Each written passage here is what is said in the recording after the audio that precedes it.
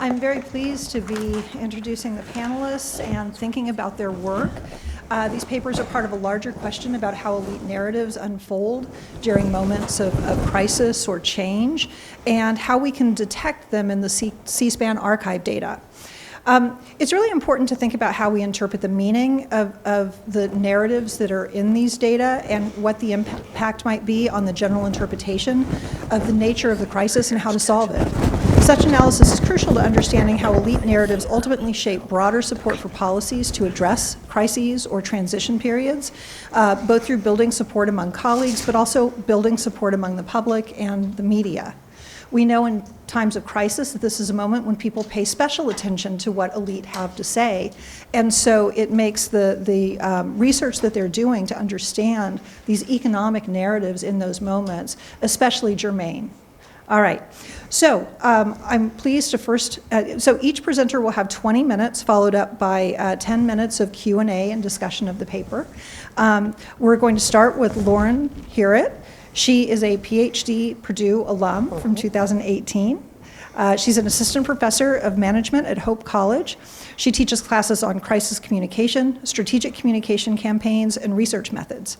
Her research is focused on the intersection of economics, crisis communication, and strategic communication, and she's interested in the ways that the Federal Reserve's external communication impacts public perceptions of economic performance.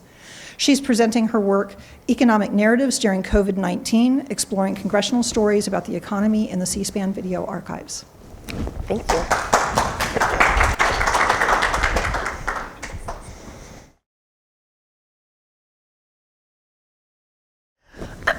All right, so good afternoon. Thank you so much for that introduction.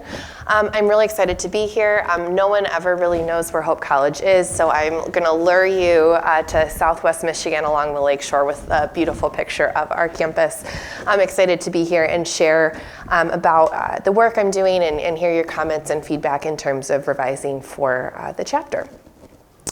So to provide a brief overview of what I'm going to cover today, I'll review the literature that I'm drawing from, which is specifically uncertainty management theory and CCO approaches to organizing. Interested in how communication constitutes economic performance, and driving from some research in the communication literature about how communication creates organizations. Additionally, I'll walk you through the method. I'm interested in your feedback there because I had a very large data set, share with you some preliminary results and what I think some of the key findings are. I'm excited to talk about how Congress talked about the COVID-19 pandemic and the economic ramifications of that when speaking before Congress.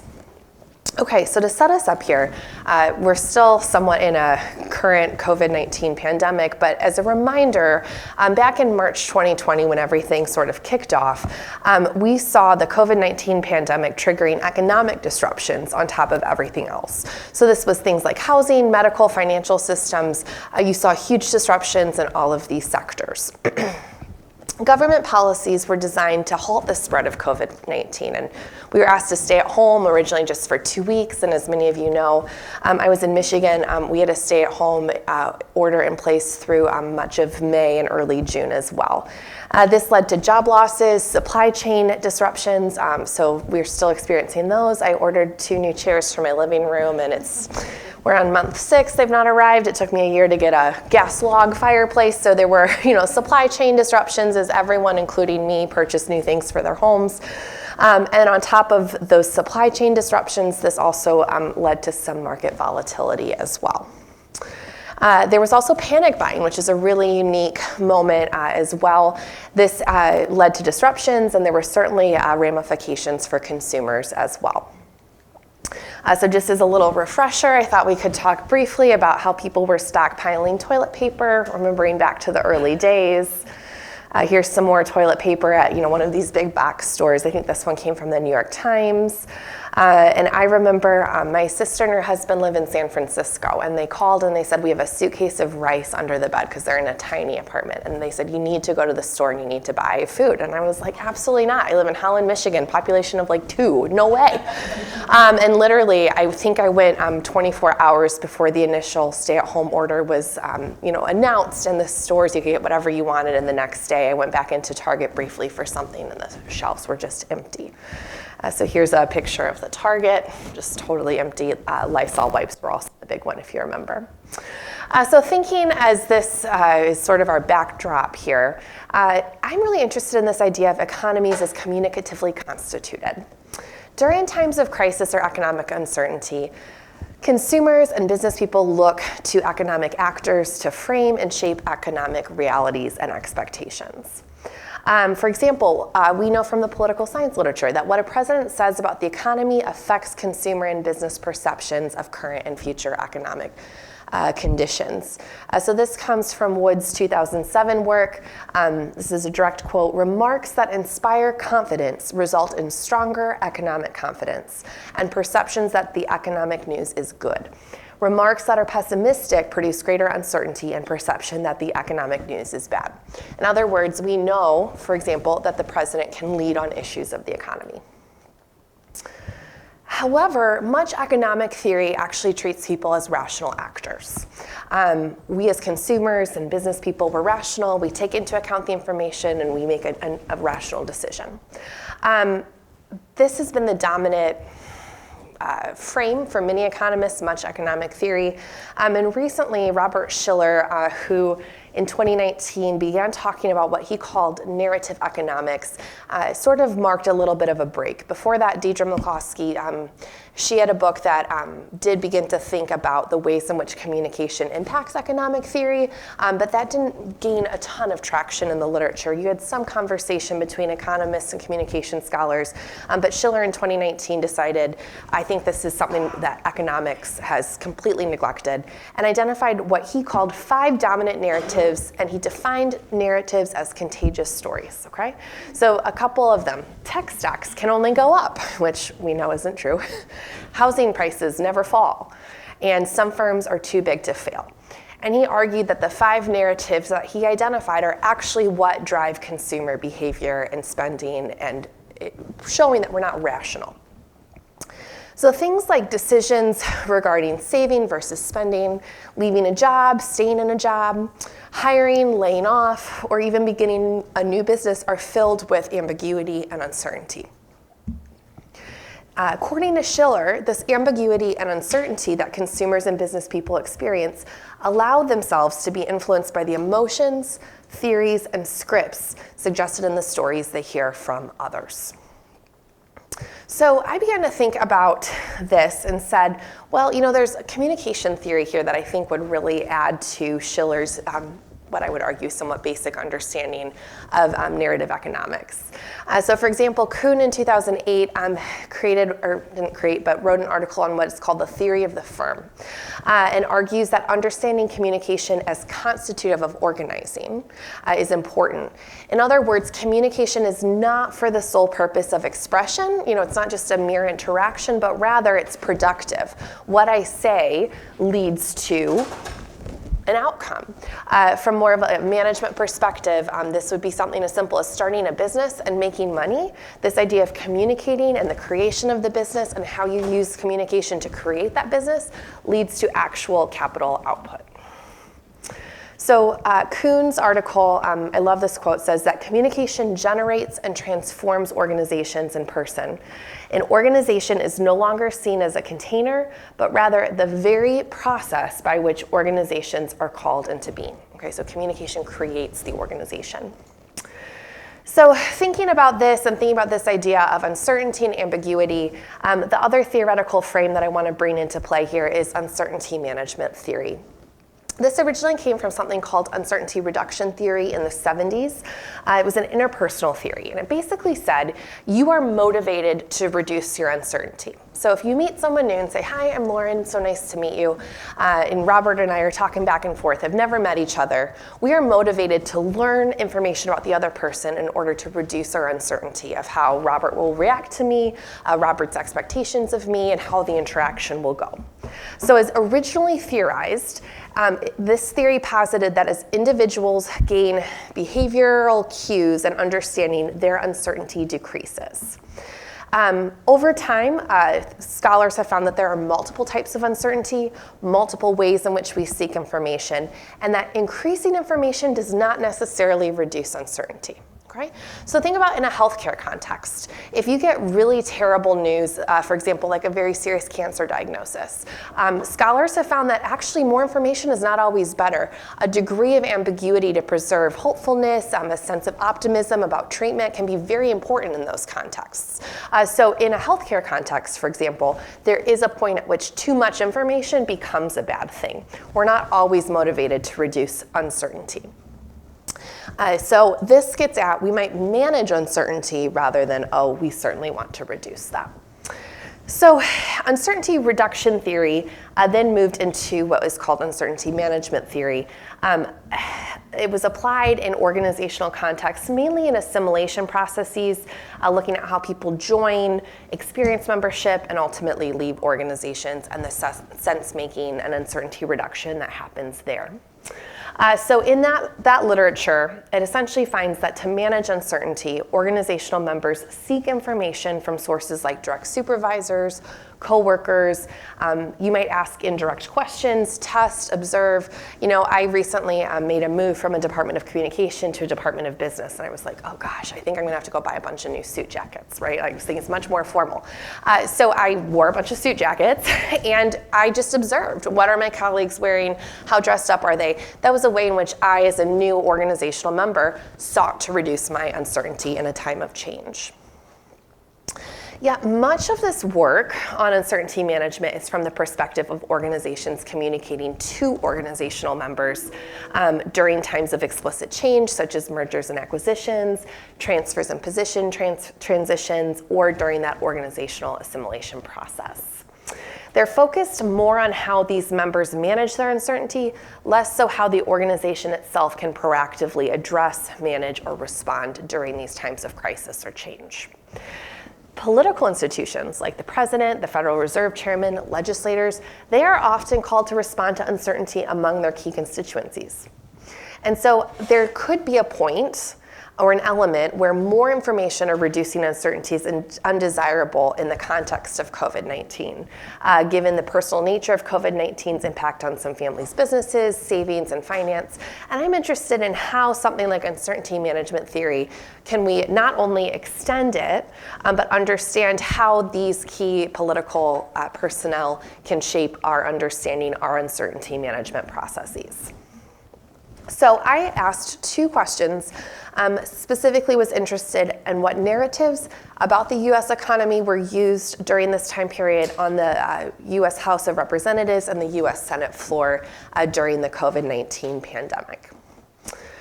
So in terms of methodology, I went to the C-SPAN video archives to pull out a corpus of text, and this coverage, well, once known as the network that dares to be boring, I love that, has for decades been recognized as the invaluable source of unedited governmental proceedings. And I think if you've taken any political science class, you know how important something like the C-SPAN library is in preserving a record of what actually is said in this unedited way.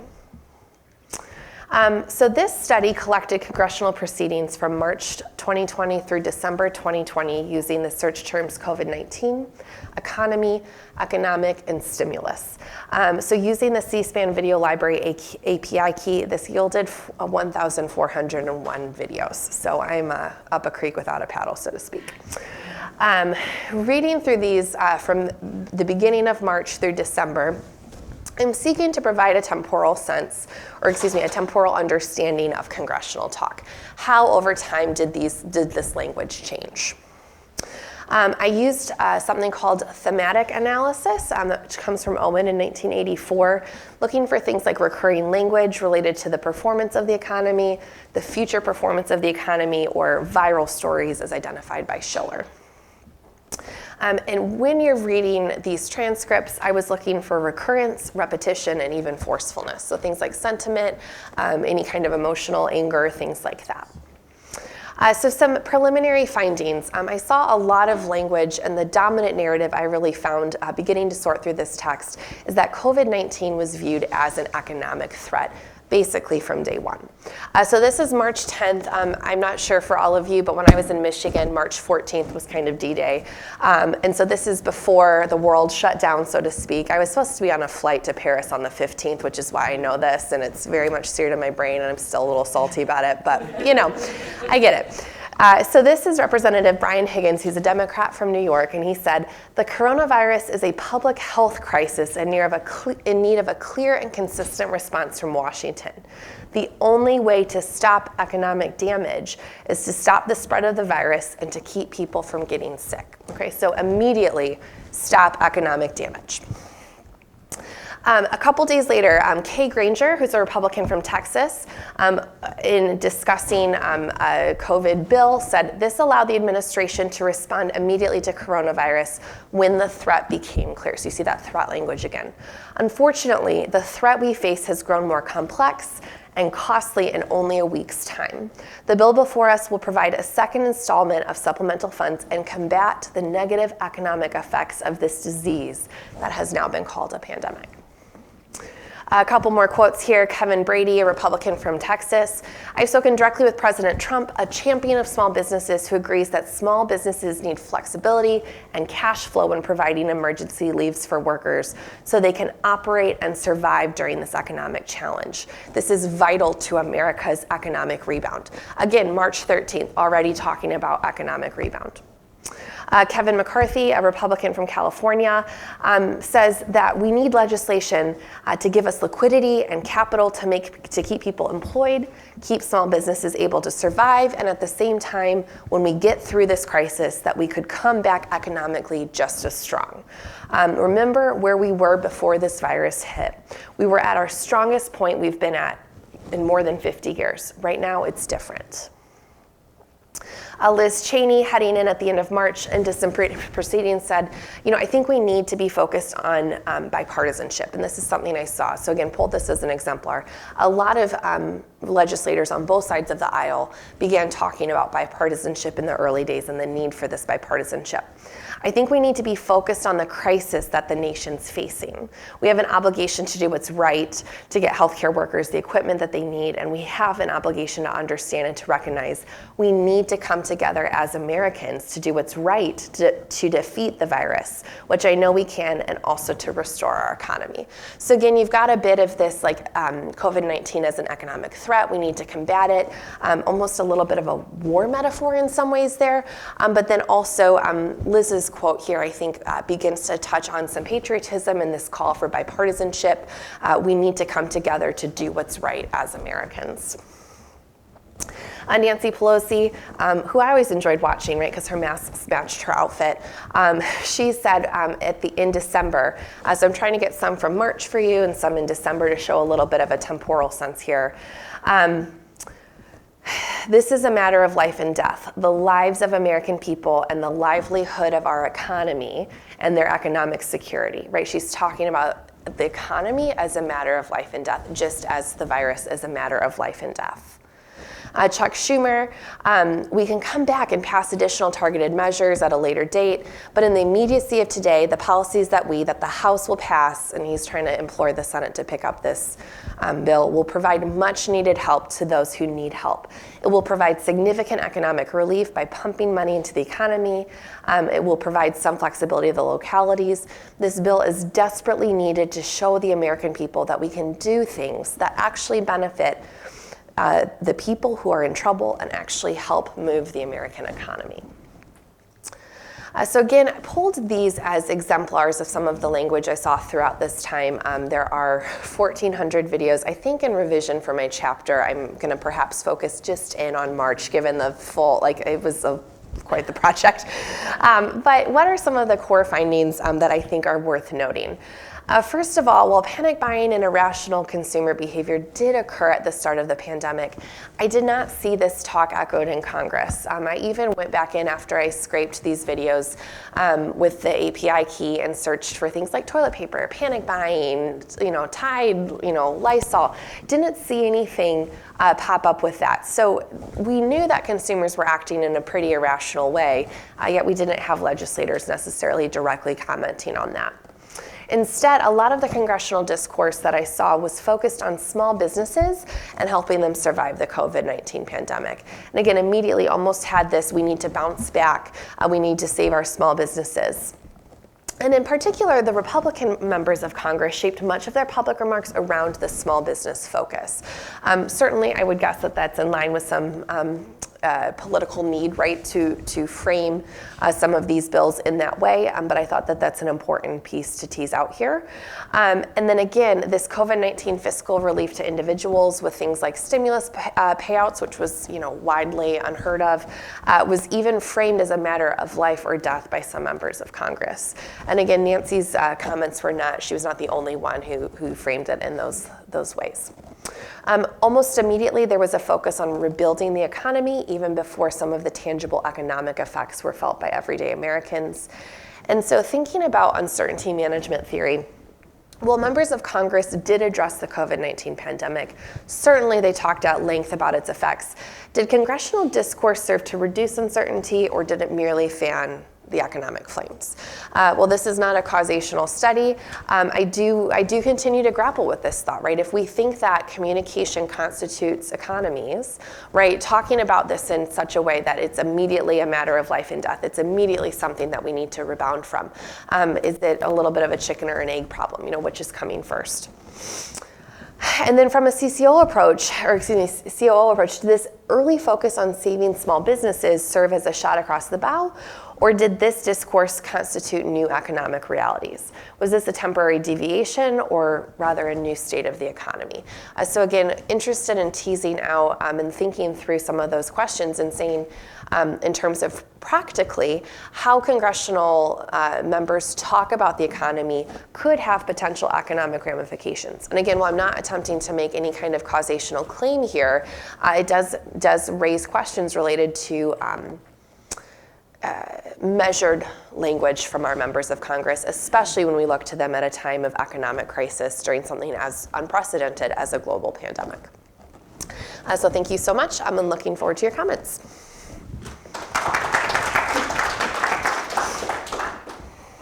All right, well, I'll just start with a thank you for presenting a really intriguing paper, right? A nice deep dive into the what is being talked about by members of Congress during this important time. And I think, a really good illustration of how the economic implications were, of great concern from the outset. I had a couple of questions about your the selection of video, but I first want to commend you just on drawing together these great theories out of economics and out of communication to shine a light on this, because I think what you've picked up on is a really important point. This question of how politicians are managing uncertainty in the moment, it has a real strategic flavor to it, right? I mean, there are moments when it might advantage them to introduce additional uncertainty. I liked your idea that it could actually provide hope, right? And I would love to see you talk a little bit more about how that might play out in this context, right? And did you see greater or lesser, did you see efforts to reduce uncertainty or more efforts to increase uncertainty in that discourse? And were there any differences across parties in that? I also thought that there's real potential for thinking about the temporal changes that might exist in the way that Democrats and Republicans talk about the economy, right? So they're definitely raising questions and concerns about it, but eventually they sort of depart on what the right solution is. And I wondered if you were able to see anything like that in the data, or if this is just sort of my knee-jerk reaction to watching news as it unfolded over time. But I felt like you could really do a nice tracing of that in the data that you're working in. So with I'll give you a chance maybe to respond to those, and then we'll turn to the audience. Yeah, absolutely. I think for your first question about, are legislators providing hope? Are they actively reducing uncertainty? I think that's an interesting question, and something that I think I'd want to go back and reread the data with that frame a little bit more explicitly. I think when I first went through, was really struck by almost at times how superficial it felt. There was a lot of conversation right around, like, we need to stop this economic threat, we need to respond immediately, we need to help everyday Americans, but that was where a lot of it ended. I went into it with the frame of thinking, oh, there's gonna be a lot more here, there's gonna be 3 or 4 different narratives, and it was rather simplistic, and both sides of the aisle echoed this. In some ways, does that get at the unprecedented nature of this crisis? Potentially, but I think that's a great question, is there language, especially over time, that more directly seeks to reduce that uncertainty? And I definitely did see differences over time between the two parties. And so that's another piece that perhaps teasing out, but it just becomes unruly with 1,400 videos to figure out quite how to frame that all in one chapter. But reading through it, yeah, absolutely saw some differences. And I think that's a great point to perhaps tease that out. Okay, So great. thank you very much, yeah.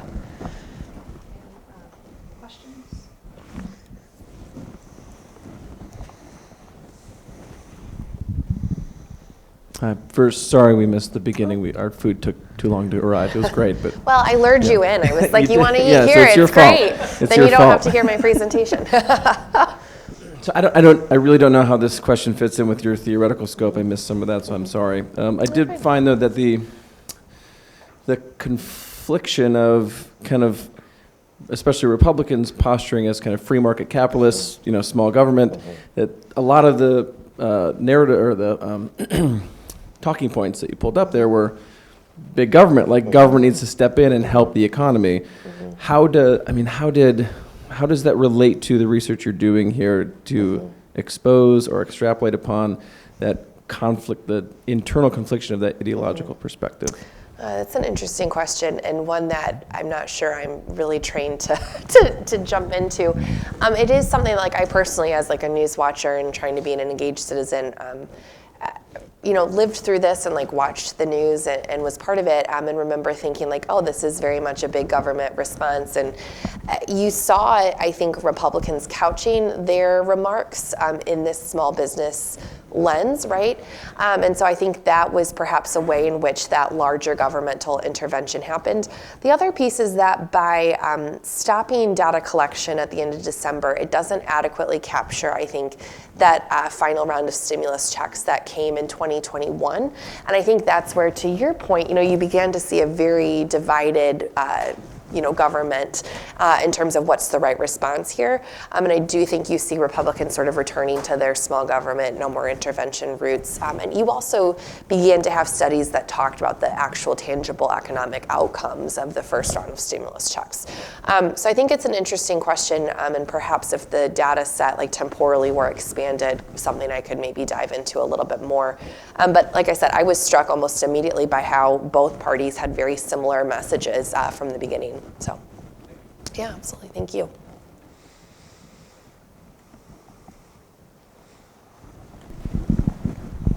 I was actually thinking the opposite. Okay.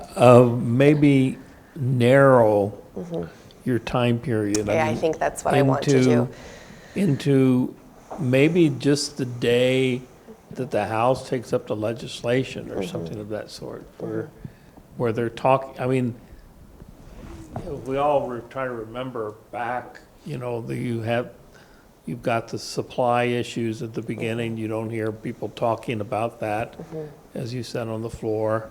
You get the all the vaccine debate, but you're looking at the economic impact, and that's what the Congress, when it did the stimulus programs, was really trying to address. So maybe looking for those, usually the House, does everything in about 5-6 hours of debate, and you might find more structured, more pinpointed kind of comments on that day rather than spread it across. Yeah, I think that's great advice, so I appreciate that.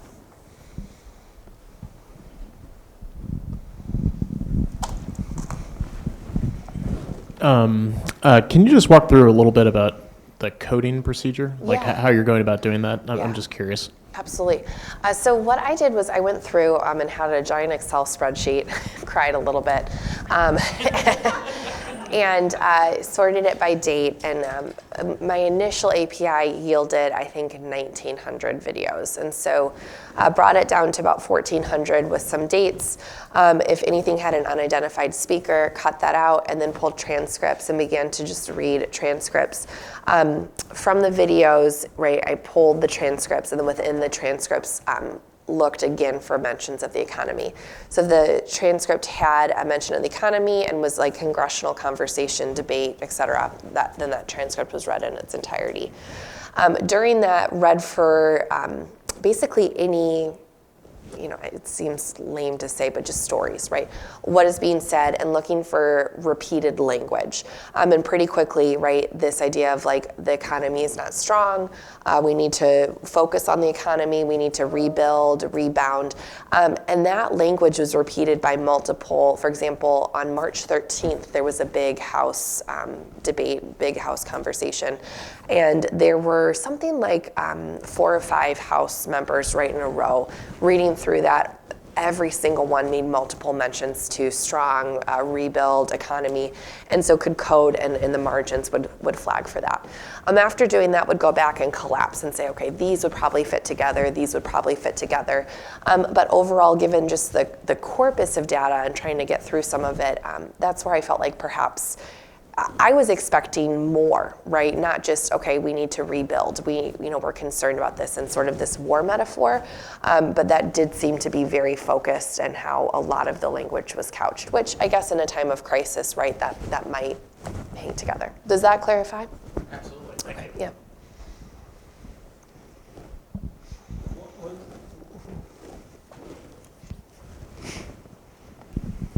What was this debate on the 13th? They were passing legislation.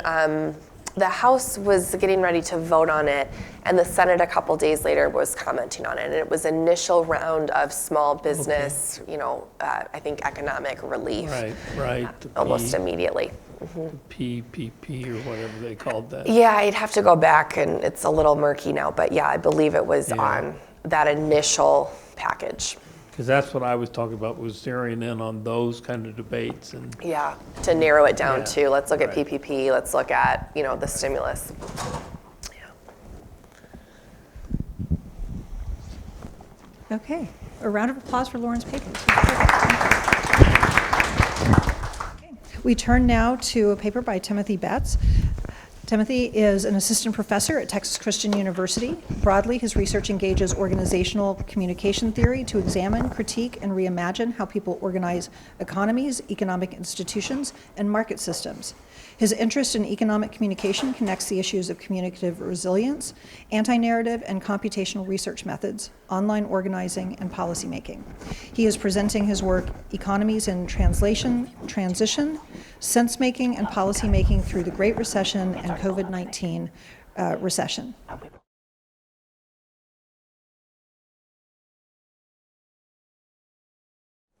Okay. In 2008, Barney Frank led a congressional hearing that discussed the question of essential businesses. This is in 2008, at the beginning of the Great Recession. We hashed this conversation a couple years later in a really bit of a different kind of context, the COVID-19 pandemic. The Great Recession and the COVID-19 pandemic are both the largest economic crises the United States has faced over the past couple of decades of the 21st century, but they also represent political transitions as well, and economic transitions as we work through the devastation caused by both pandemics, recessions, wars, factory closures, and the implications that this has for both our democracy, our economy, and the world that we live in. Today, the project that I'm presenting is called Economies in Transition and Translation.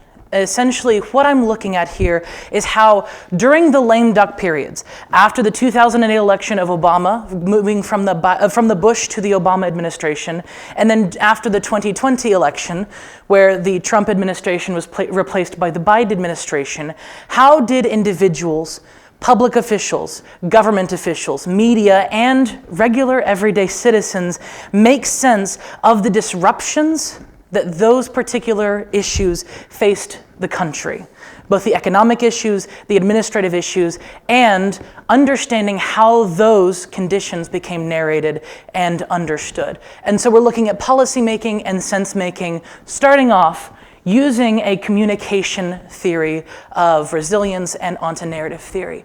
Crashes and looking at organization of economic disruption is a different way of looking at how we understand the economy. As Lauren was talking about earlier, the communication aspects of economic crisis are really important because we have to understand the economy as a social construction, as something that is not extant, that is not existing because we think it is that way and we've analyzed it that way, but that it is an active process of people working together to accomplish goals and do things. We think of it as organized, as communicative, and as narrative. So I'm using onto-narrative organization theory, which originally comes from David Bogie, and is inspired by post-structuralist theory, and provides a different way of looking at narrative within organizing. And we're using the communication theory of resilience from Dr. Patrice Busnell, who's here at Purdue for a while, and how we understand the nature of disruption, organizing in response to disruption, and the creation of new normals. So starting with organizational storytelling and the concept of onto-narrative, David Bogie looks at the concept of narrative as it's often used within communication theory and organizing and says we're looking at the wrong things. He says in order to understand how narrative is really helping us to constitute these organizations in which we live our lives, we need to look at the in-between spaces of story, which is the chaos of lived experience, and narrative, which is the encoded experience, the retrospective part of retelling stories, making sense of the world around us.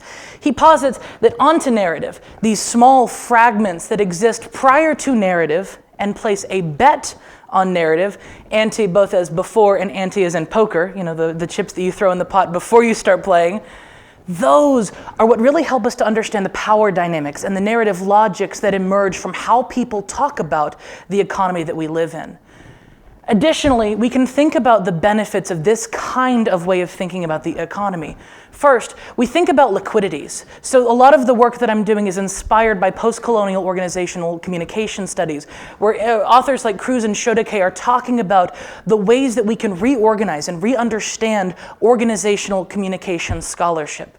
In a lot of ways, organizational communication has emphasized traditional businesses, or if you're really spicy, nonprofits. But organization as a process that humans engage in is so much more vast.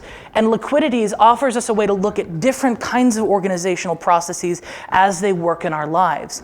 Additionally, there's concepts known as linkages, and we can use network methods and computational methods to understand different kinds of relations.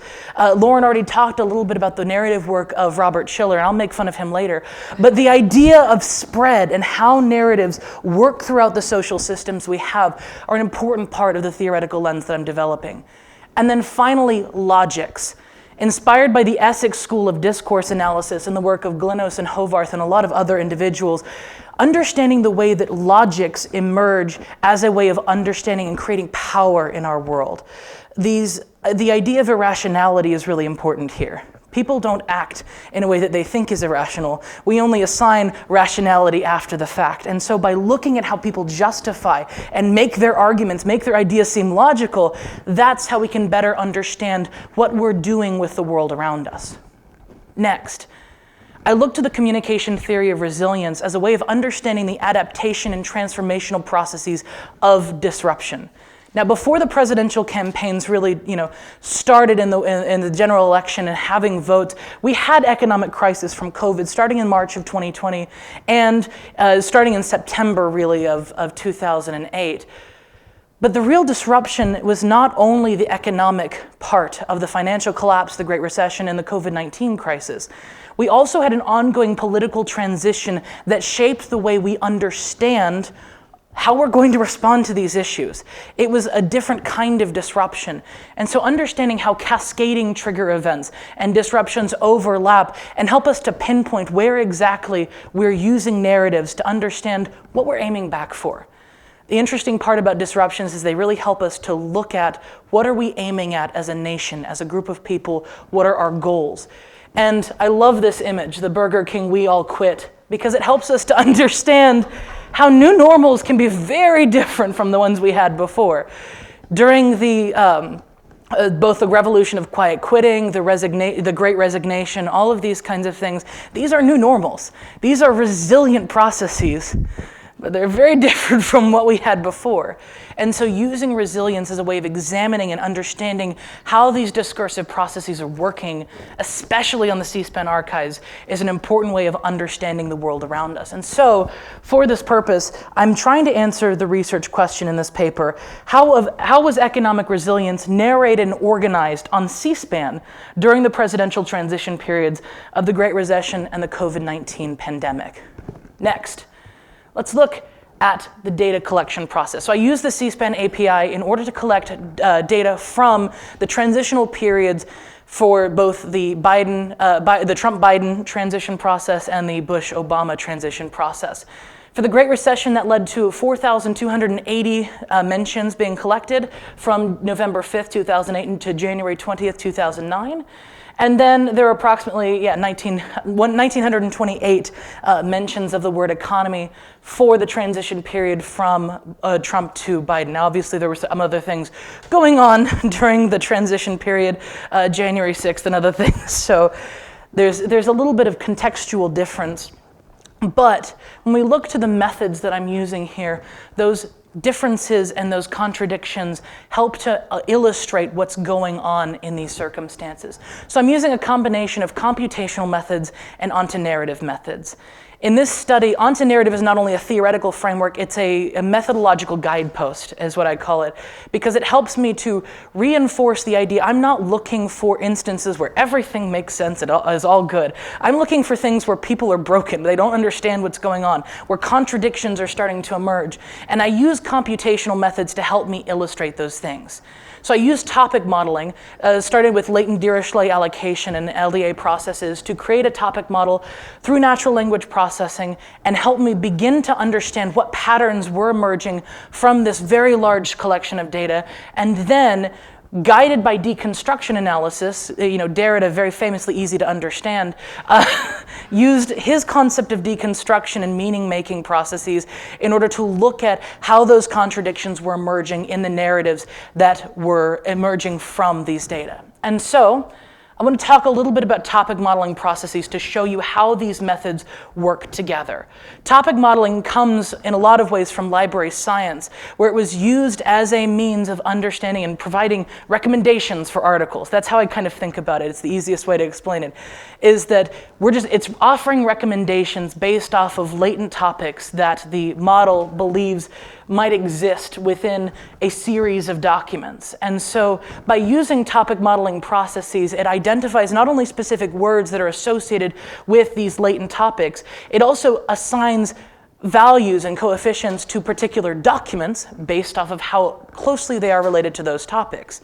That is what allowed me to go through these large corpuses of data in a systematic way in order to explore them from a narrative perspective.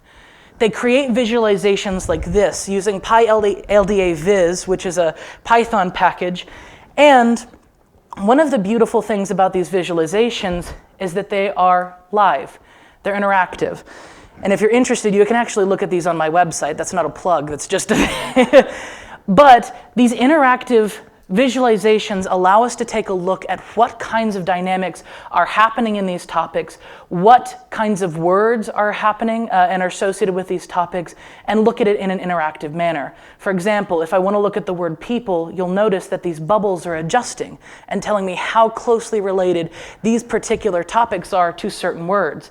American, thank, thing, Right. These are kind of the basis of the topic model, but in using the interactive forces of this visualization, I can kind of go deeper into the analysis and do a better job of selecting the narratives that I do a deeper read on. But let's move to the narratives.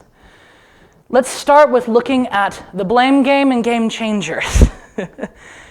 I use these topic models as a way of illustrating tensions that emerged from the data, and the first one is related to the issue of the election in 2008.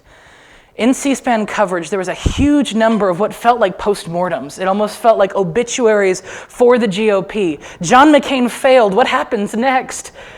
And so there was a huge amount of discourse regarding both the blame for the election loss and how they might create and respond to the change promised by the Obama administration.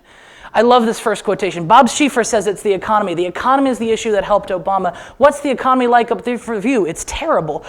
And I feel pretty confident in saying it wasn't a Democratic plot, which is not as much of an assuring thought as you would have hoped. You're not sure it wasn't a Democratic plot. These kinds of conversations that were happening in the C-SPAN archives were essentially talking about the reason for the economic problems that cost the Republicans the election in their view. But what's interesting is that they also represented in different articles how very opposed they were to changing that game. It's the economy that cost us the election, but we're not going to change the economy because the economy is perfect. And in fact, in a lot of ways, responses to the Obama administration's plans to change or respond to the recession that was ongoing, or at that point upcoming, and to the structural reforms that were necessary in order to prevent recessions like that in the future, they were not very happy about the idea of changing the game there, even though that's what they blamed for their loss.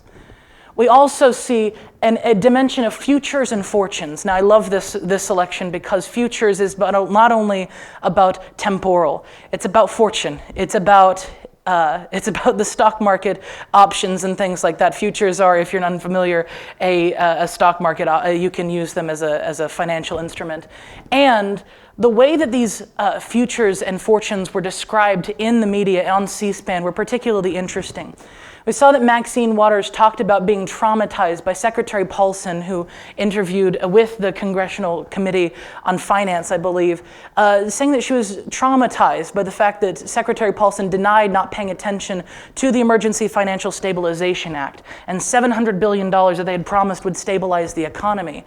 And she was upset about the fact that with all of these things that we're facing in the world, climate change, there was a lot of mention of the IPCC and the reports on climate change that were starting to come out, especially given the Obama administration's upcoming focus on green initiatives, and also new taxes and value-added tax. There was a lot of discussion about what kinds of reforms could create a better future for the United States economy.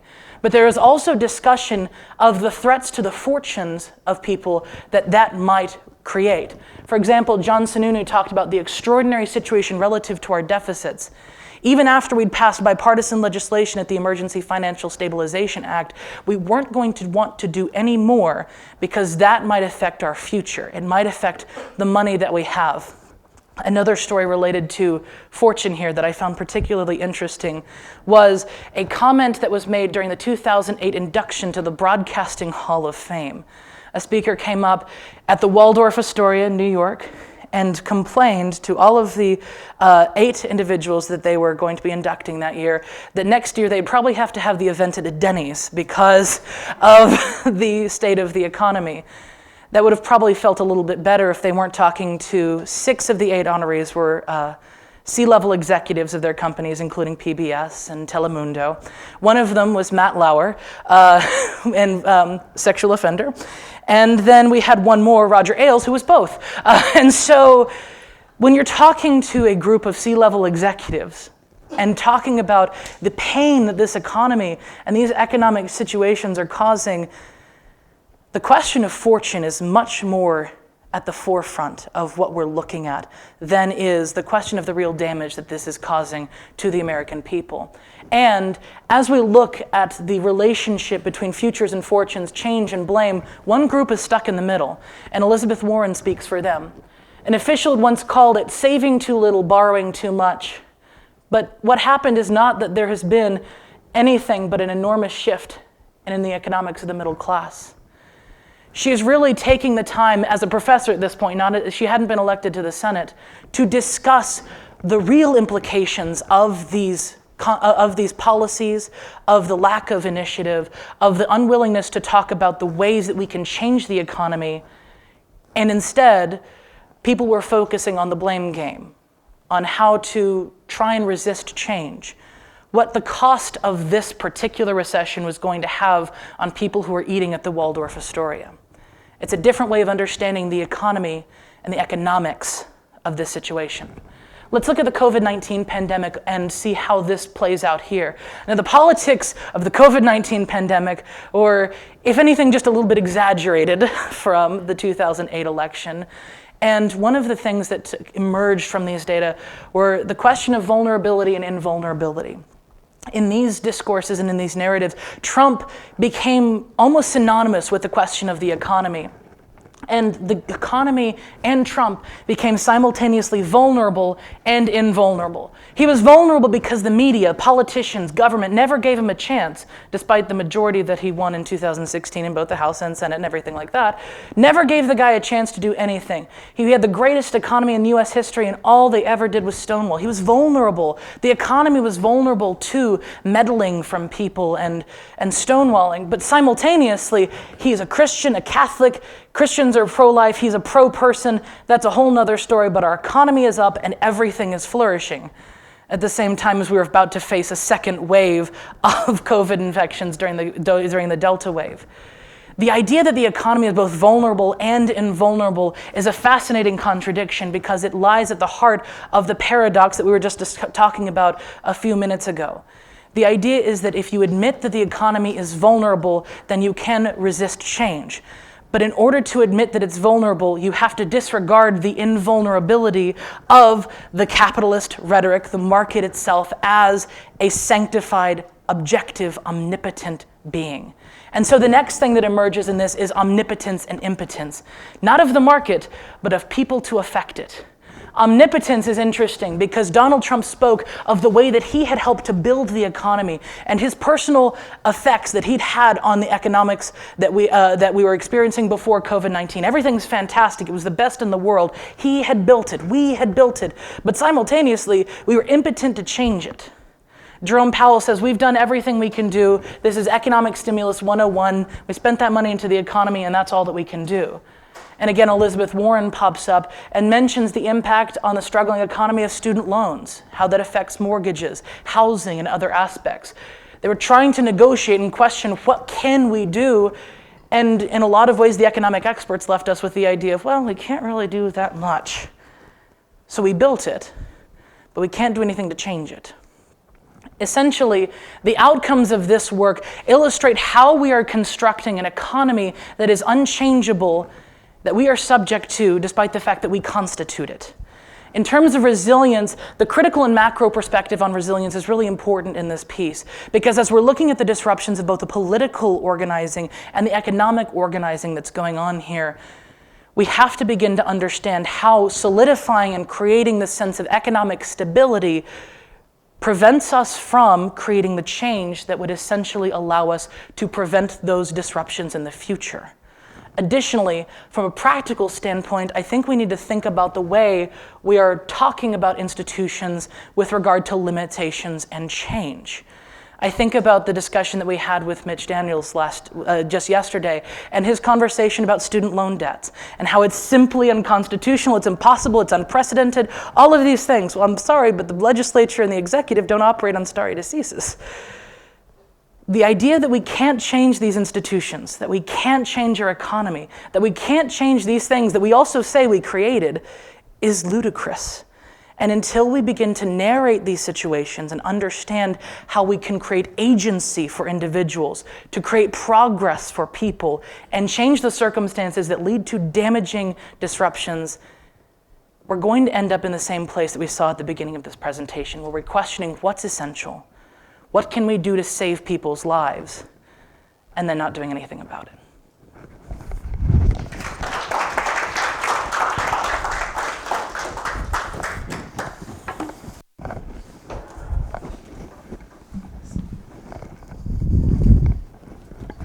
Okay, thank you. Another really interesting presentation and interesting use of the C-SPAN data to really tease out the storytelling that's really going, threaded through the conversations that elites are having. And this one really highlighting, I think, the tensions in different stories that are coexisting, sometimes even within the same actor politically. So I think this was a great choice to use topic modeling to process this massive amount of text and use that as your guide to identify where to do the deep dive. This was, I don't often see that in papers that are utilizing topic modeling, and so this is really refreshing, and I thought a very appropriate way to approach it. This is clearly a paper that's immersed deeply in the communications literature and concepts, but I feel like you have a lot to say to a broader audience. And so I would encourage you, as you're writing up the chapter and also thinking about other parts of this project, to maybe engage some of the work on narrative and blame attribution in other fields, and also to unpack some of these terms. Now, in the paper, it's fairly dense. I loved the presentation where you really brought the viewer along to understand what you were meaning by anti-narrative and sort of demonstrating the tension and the duality of the messaging that's occurring there. And, so I think as you're developing the paper into the chapter, really bringing that in, because it was very compelling there.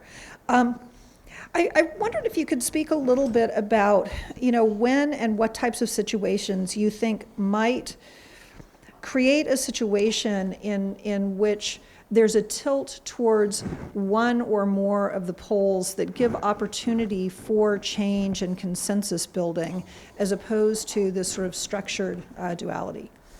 Yeah, I think that when it comes to creating change, in terms of the narrative aspects of these, I think that the change lies at the center, right? We often think of power in terms of centering things, and there's no change there. I almost think that in terms of these tensions, the middle is almost the most vulnerable, where these pressures are at their most tensional, right? That's where we can begin to break both of the logics and say that this is not changing the game. This is how the game is always, making that kind of argument, while at the same time justifying the fairness and the necessary aspects of institutional change. And that's been a difficult thing for scholars to understand for a long time. It's not like this is, a single piece is not going to break through that, but when it comes to these narrative tensions, looking towards the center, I think, is how best to approach those aspects of it. Okay, thank you. Yeah. All right, let's turn to the audience for some questions.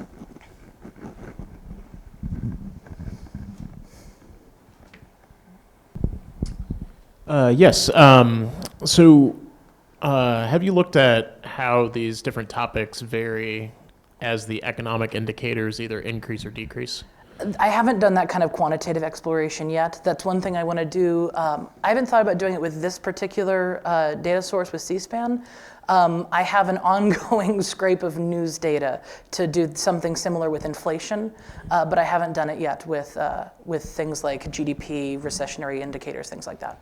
Yeah, and the other thing related to that is, you could certainly see just simple variation over time with the topics, but given that you're using principal components, you might think about looking at how the principal components change. So you can't do a linear model in that fashion, but you could do something like, before, when we're in the lower quartile of the GDP or whatever, or unemployment, versus the upper quartile of GDP, what are the principal components that I'm interested in on those two graphs? Yeah. And then talk about how those principal components are moving either kind of closer together, further apart, and try to get a sense of whether or not there's a convergence on these discussions, or is there a divergence?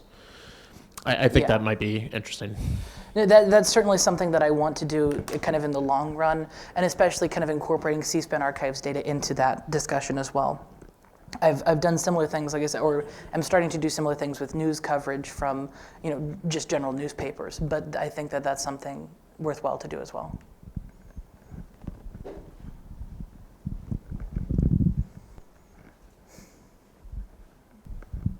Just want to say amazing presentation. Really loved it. You talked very, not briefly, but also not at full extent about like the idea of it's not changing the game, it's just altering it like slightly because we made it. It's our creation, therefore we should have the ability to alter it. Yeah. How much of like with your research, because you talked about like the poles of different like belief systems and aspects around this fundamental object of our like society being the economy, do you think has to do with possible gatekeeping or something like that of that ability to bend and fold and keeping it at a rigid structure based on like the policies that are being made and stuff like that, and just overall not allowing it to go to that center point and keeping it as far away as possible? Yeah, I think gatekeeping is a huge part of that, especially when it comes to, I mean, there's an enormous amount of literature in heterodox economics about this, right? Where most of the policy advisors on either side of the aisle are classically trained economists. They're neoclassical economists who are trained to believe in the supremacy of market mechanisms, things like that. You don't go to Chicago up the road and find Marxists there. You find, in economics as a discipline, you have to engage with this primary central paradigm or you are not an economist, which is why I'm in communication. And so gatekeeping both at the academic level and at the governmental level is so fundamentally important as to, I think, how we got here. Now, in terms of how we get ourselves out of the mess, in terms of like the intellectual stagnation that's happened in economics as a discipline, that's going to take a variety of different transformational, just huge change at both an academic level and at a governmental level. And especially at the academic level, it's not like you can just go to the American Economic Association and say, hey, you need to change. They're perfectly fine, thank you very much. They find this very profitable. And so, I mean, that's part of it, that, when a discipline's ethos is entirely built up in that manner, that's where it almost transcends gatekeeping in that sense. And so I think if you're looking to the origins of that kind of intellectual, kind of theoretical place that's creating some of these situations, then that's where it starts. Thank you very much.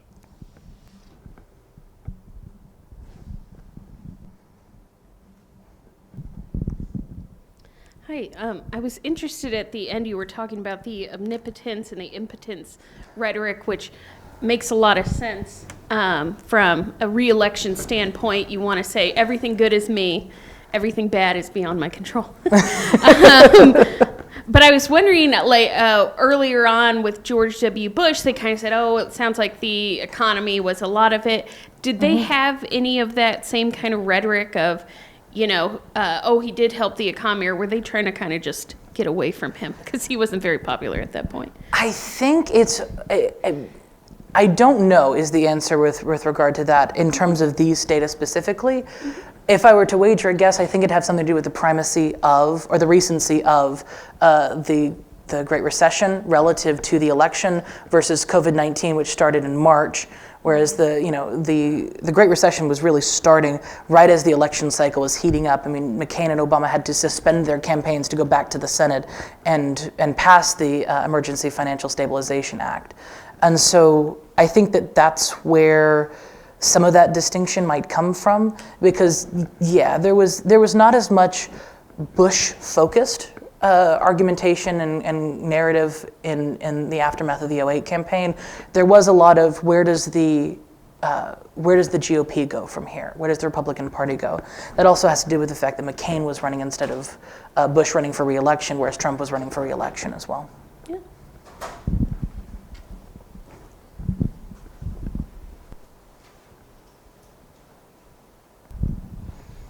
A bit of a selfish question.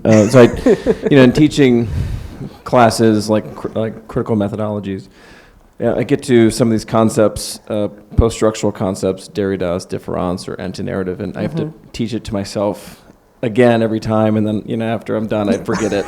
So like in 15 seconds, how do you clearly have a good grasp of this? I mean, how do you teach it? How should us who might have to teach these methods that aren't methods to students?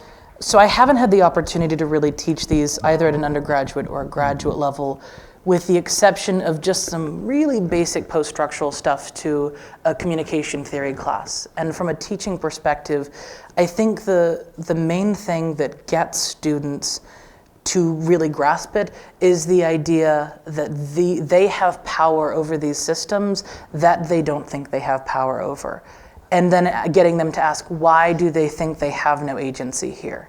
Almost working backwards to those theoretical conclusions, which I don't know if that's a great way to do it, especially with some of the more complex concepts in Derrida and I'm thinking Deleuze and Guattari as well. They're very hard to get across at an undergraduate level, but I think emphasizing that these are extremely practical questions, which most people don't associate post-structuralism with practicality, but I think if you get it, that's how I tend to teach it at the very least. Okay, thank you to everyone for your questions. Thank you to Timothy for a great paper. Thank you.